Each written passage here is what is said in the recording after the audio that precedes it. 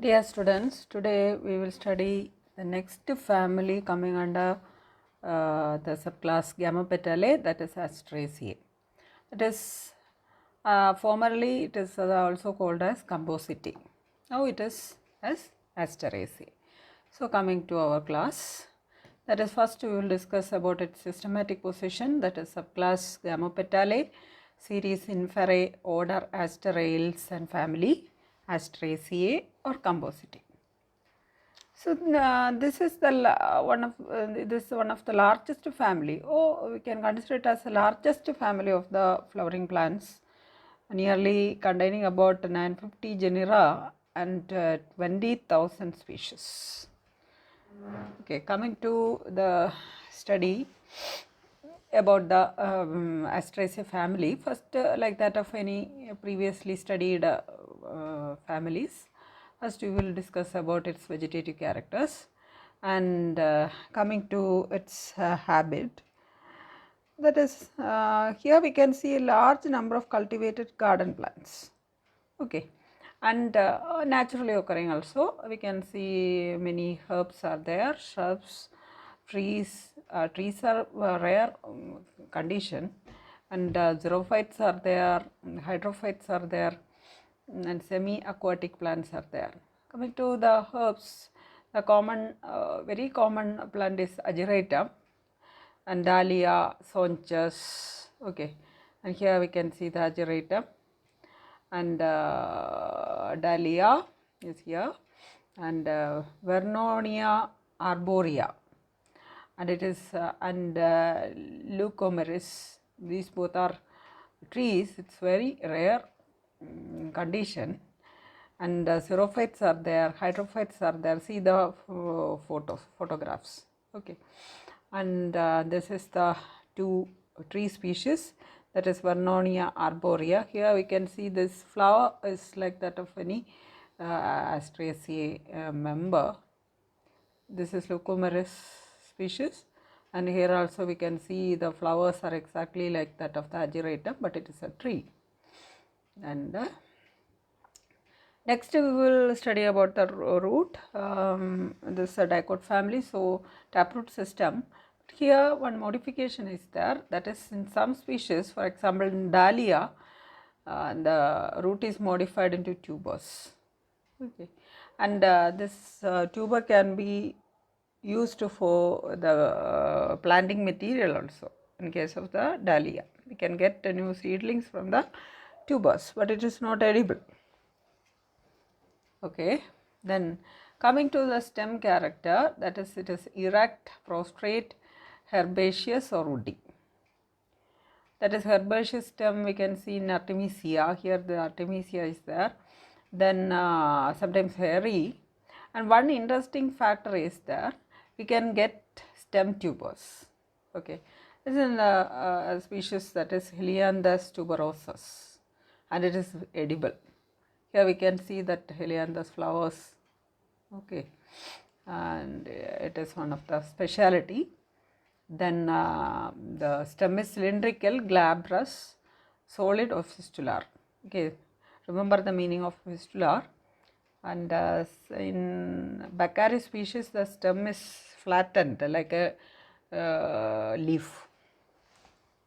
And these are the speciality of stem. Then leaf. So leaf, that is normally the leaves are alternate, but in Xenia, the leaves are opposite. Here you can see that opposite decussate arrangement.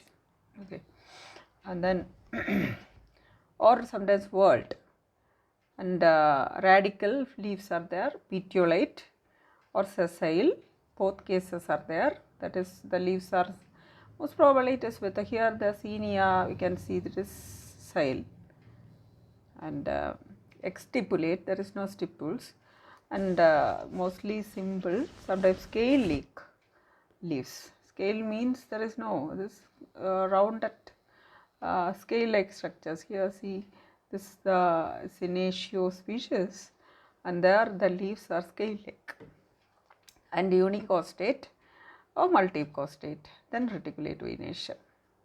Okay, rhodocostine, that means only one midrib is there, that more than two, then multicostate, then reticulate. Of course, it is dicot family, so it is initially is reticulate. Then coming to the floral characters, that is especially the inflorescence. This can ask for 4-mark question, that is briefly explain the structure of capitulum. This morphology question ആയിട്ട് ചോദിക്കും. And then from this family inflorescence എന്ന് ചോദിക്കാം, that is head or capitulum. So this figure, this is sunflower, that is it's a perfect head or capitulum. Okay. So what is the speciality of capitulum? We can see this, it is very compressed and type of inflorescence, large number of florets or flowers simply. So florets closely packed or arranged on an axis surrounded by involucral bracts. Okay, and the whole head or capitulum is apparently similar to a single flower because of the involucral bracts perform the function of protection.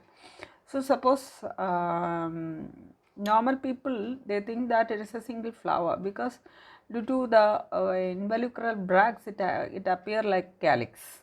Okay, and in Helianthus the outer peripheral florets are called ray florets. See this ray florets and outer circle, and whereas the inner central tubular and they are actinomorphic flowers and they are called disc florets or tube, it is otherwise called as tube florets. Okay, and the ray florets are the showy florets. And in capitulum of head, the form of flowers and distribution of sex also varies. And this is the cross section of the capitulum inflorescence. Here we can see this involucral bracts are there. Then it is the all the florets or flowers are arranged on a receptacle, and which is actually holding all the flowers, and the outer florets are called as ray florets. These are zygomorphic because only through one plane we can get equal half, but towards the center we can see this disc florets or tube florets. These are actinomorphic flowers. So here we can see the same thing, it's the actual one. Okay, that is the disc is you can see the lower portion, and on the disc all the florets are arranged, and here we can see a cup like portion which is formed as a result of the compact arrangement of bracts. So it is involucral bracts. So this is actually more deep for the complementary students. Anyway, you try to understand these conditions. That is, on the basis of form of flowers of head on the disc, there we can see 3 kinds of capitulum arrangements or head arrangements. First one, that is the heterogamous arrangement or radiate heads. That means in that capitulum, that arrangement, we can see both ray florets and tube florets. Example, here it is Helianthus sunflower. Okay, and centrally located tube florets and outer ray florets are there. So it is a heterogamous arrangement. Then the second one is homogamous arrangement, but only we can see the ray floret or ligulate florets. Example, sonchus. Here we can see this only, there is no tube florets, all the florets are ligulate or ray florets. Okay, then that is the second arrangement. Third arrangement also homogamous, but there only tube florets are there, there is no ray florets or ligulate florets. That is ageratum. Here we can see the only all are tube florets. Okay, and likewise there in Asteraceae family, this capitulum inflorescence arrangement is of 3 kinds. Normal condition is the first one, that is heterogamous arrangement. That means the outer ray or ligulate florets, and which are zygomorphic always, and the inner disc florets or tubuflorets which are actinomorphic. Okay. And coming to the distribution of sex, the flowers of a head may be all hermaphrodite. That is in ageratum, is only tubuflorets are there, so they are all the florets are bisexual. Okay. Ray florets are female or neutral. Then the inner ones are hermaphrodite. Always here we can see this. That is in that first one, that is the ray floret, that is female flowers, there is no others, and but the tubuflorets we can see both sexual structures, so they are bisexual flowers. That is the normal arrangement. But in rare species, for example in Xenia, the ray florets are bisexual. Okay. Then we will study about the flower characteristics. That is, generally speaking, both the ray floret and the disc florets, they are sessile. There is no pedicel. Then complete or incomplete, hermaphrodite or unisexual. Then pentamerous, tubular, that is actinomorphic or ligulate, zygomorphic, epigynous, and inconspicuous. Okay, this already we discussed along with the capitulum study. Then we can study one by one characteristics related to ray florets, that is the outer showy florets. They are zygomorphic, ligulate, pistillate or neuter, or sometimes also bisexual, epigynous. Calyx, that is the speciality. Here there is no original calyx, and calyx is replaced by hair-like structures, and or calyx is modified into pappus or scale or hair-like structures. Pappus 1 mark question, that is in the namal answer pappus is a hair or scale-like structures found in the ray florets and disc florets of Asteraceae members.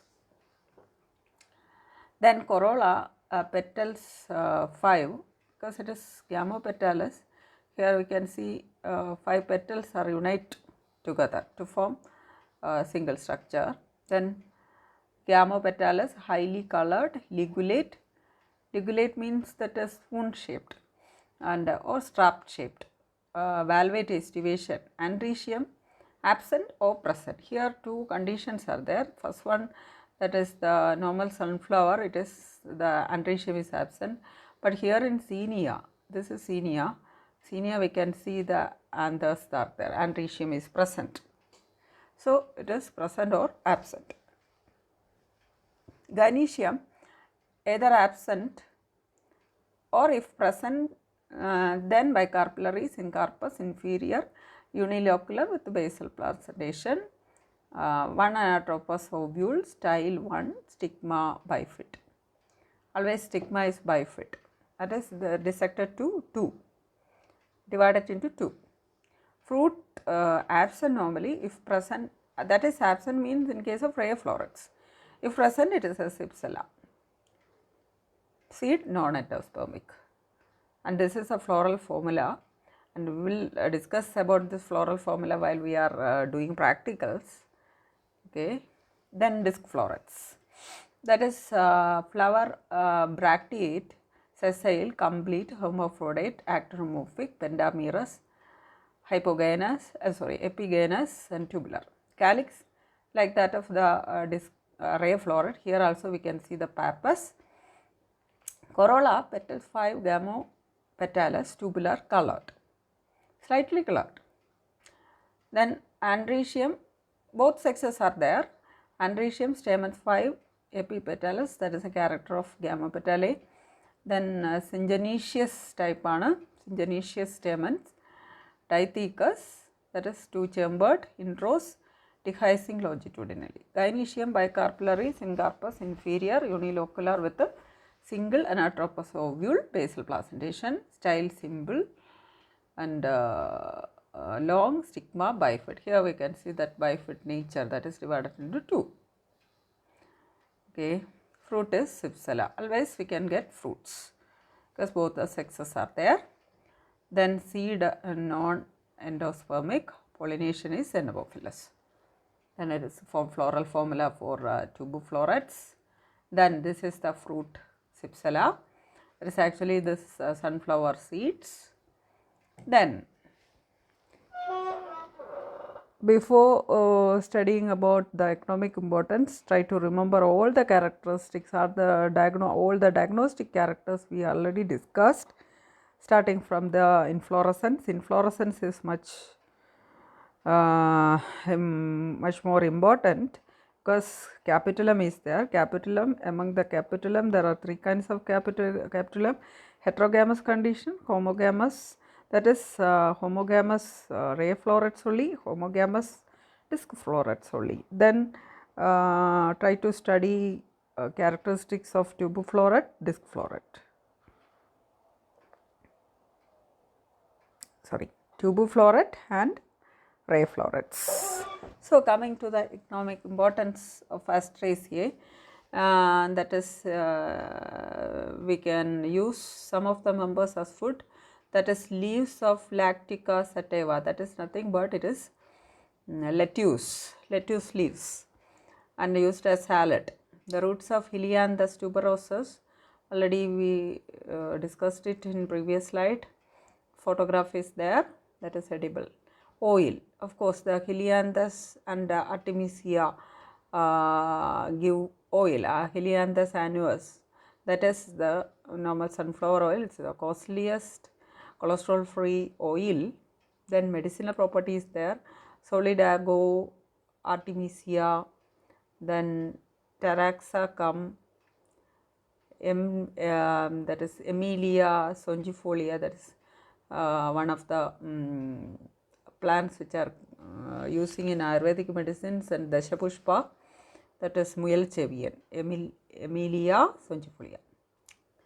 Then Centipeda orbicularis, all are used as medicinal plants. That is some sort of rubber. That is two species here, that is Solidago, then Taraxacum, and both the rubber is obtained from them. Then insecticides are there. Some of the chrysanthemum species, that is Chrysanthemum roseum and Chrysanthemum cinearifolium. Okay, the leaves of flowers. Flowers are that is that whole inflorescence is dried, powdered and used as insecticide.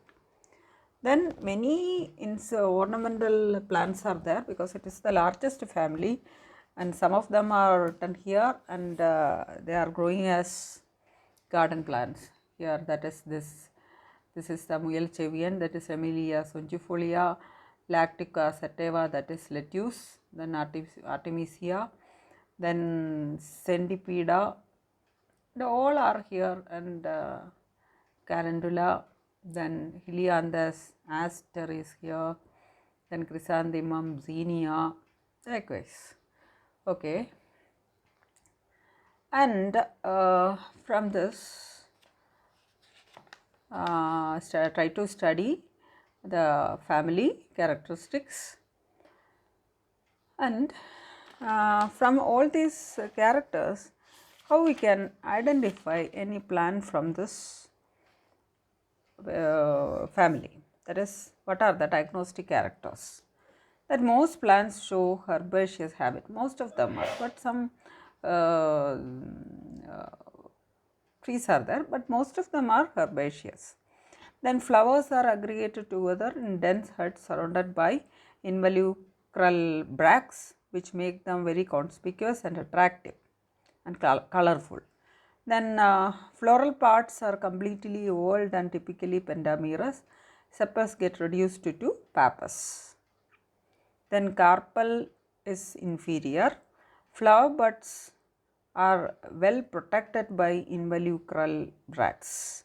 That is when it is in the form of buds, the bracts are completely covering the growing buds.